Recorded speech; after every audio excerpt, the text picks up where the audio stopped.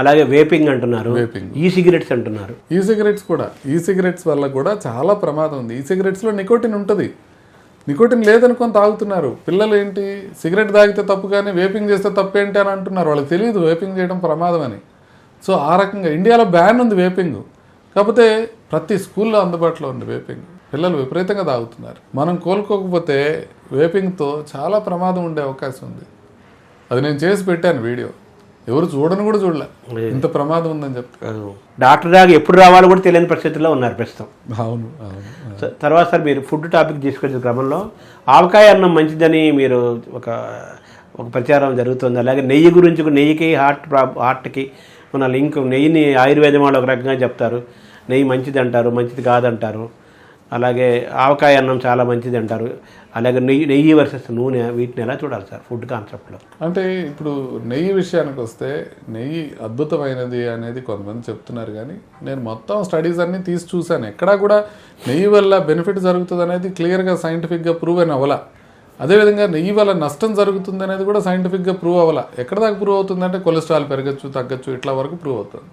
అది కంప్లీట్గా ఒక స్టడీ జరిగి దానికి రిజల్ట్ వచ్చే వరకు నెయ్యి ఎక్కువ తీసుకోవడం మంచిది కాదు అని నా అభిప్రాయం. ఇప్పుడు ఎందుకంటే వెస్ట్రన్ కంట్రీస్ ఎవరు నెయ్యి మీద పరిశోధన చేయరు, ఇండియాలో అసలు పరిశోధనే చేయరు. ఇండియాలో అసలు పరిశోధన జరగదు, చాలా లో క్వాలిటీ పరిశోధన జరుగుతుంది. వెస్ట్రన్ కంట్రీస్లో పరిశోధన చేయడానికి వాళ్ళ దగ్గర నెయ్యి అందుబాటులో ఉండదు, వాళ్ళు ఎవరు నెయ్యి తినరు, వాళ్ళ యూసేజ్ కాదు, వాళ్ళ రుచికి అలవాటు పడలా మనలాగా. సో అందువలన మనకి దాని గురించిన కంప్లీట్ ఇన్ఫర్మేషన్ రావట్లేదు, దానికోసం వెయిట్ చేయాలి. సో అది నెంబర్ 1. రెండోది మీరు అడిగింది నెయ్యి వర్సెస్ నూనె. నెయ్యి వర్సెస్ నూనె కూడా ఎంత తక్కువ తీసుకోగలిగితే అంత మంచిది. మనం నెలకి సగటున తలకి 1/2 కేజీ మించకుండా తీసుకోగలిగితే నూనె అది అందరికీ మంచిది. అది ఏ నూనె అనేది పక్కన పెట్టండి, బట్ నెలకి 4 మనుషులు ఇంట్లో ఉంటే 2 కేజీలు మాత్రమే అవ్వాలి నూనె. అంతకన్నా ఎక్కువ అవుతుంది అని అంటే మనం ఏదో ప్రాబ్లం చేస్తున్నట్టు. సో అదొకటి చూసుకోవాలి. రెండోది గానుగ నూనె అని అంటారు, మంచిదే, గానుగ నూనె తీసుకోవచ్చు, తప్పేం లేదు, కాకపోతే మలినాలు లేకుండా ఉండేటట్టు చూసి తీసుకోవాలి. సో గానుగ నూనె వేపుళ్ళకి పనికిరాదు. మీరు వడలు చేసుకోవడానికి, గారెలు చేసుకోవడానికి గానుగ నూనెలో చేస్తే అవ్వదు. అప్పుడు మనం రిఫైండ్ ఆయిల్ వాడుకోవాలి. అసలు వేపుళ్ళు తినడమే మంచిది కాదు కాబట్టి రిఫైండ్ ఆయిల్ తగ్గించుకోండి, బట్ అవసరమైనప్పుడు అది వాడుకోండి.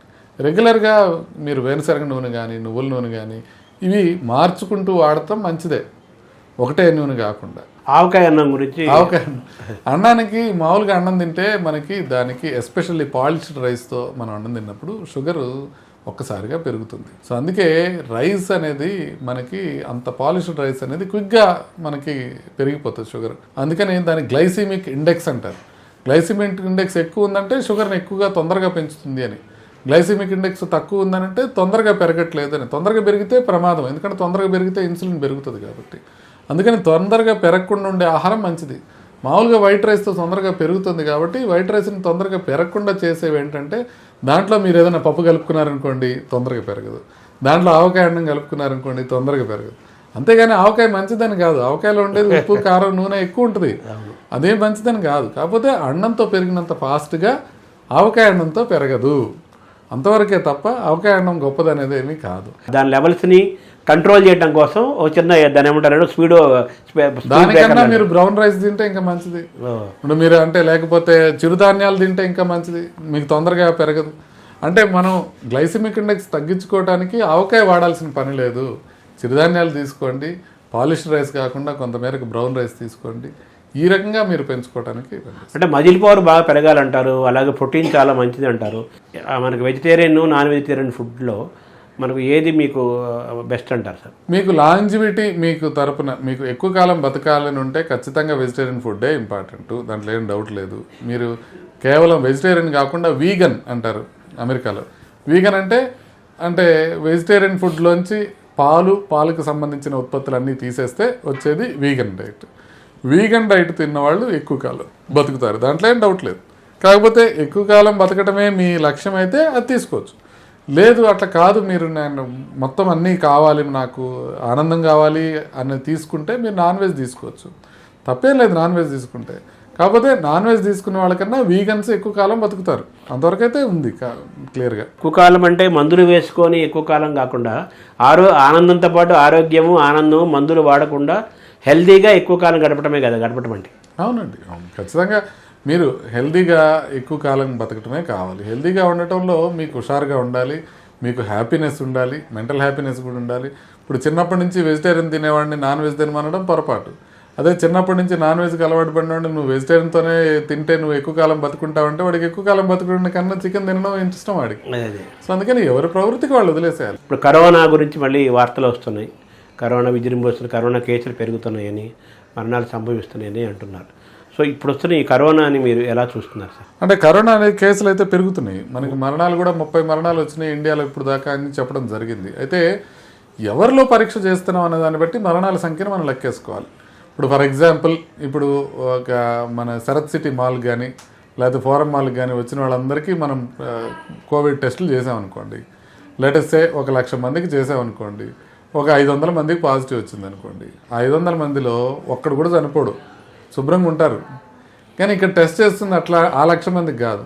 ఇప్పుడు ఇండియాలో మనకి టెస్టులు ఎక్కడ చదువుతున్నారంటే మన హాస్పిటల్లో పైన ఐసీయూ ఉంటుంది, 3rd ఫ్లోర్లో ఐసీయూలో, అన్ని హాస్పిటల్స్లో ఐసీయూలో ఉన్న పేషెంట్లు, బాగా సిగ్గా ఉన్న పేషెంట్లు, వాళ్ళకి అందరికీ చేస్తున్నారు.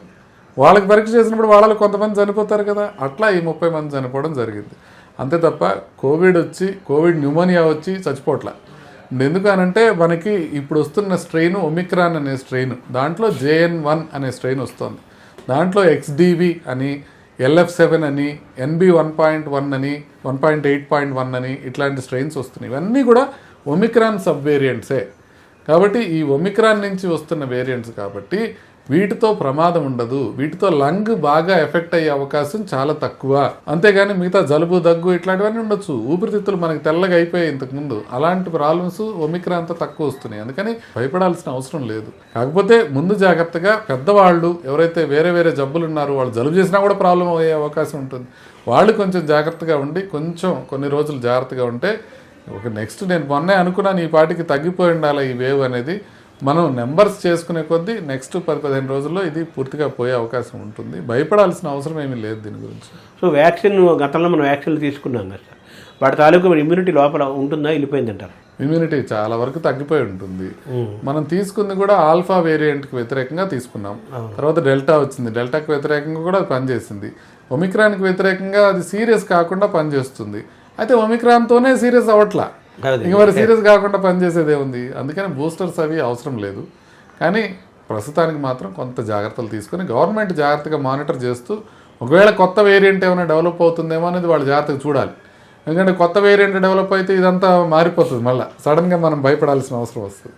Thank you. నమస్తే.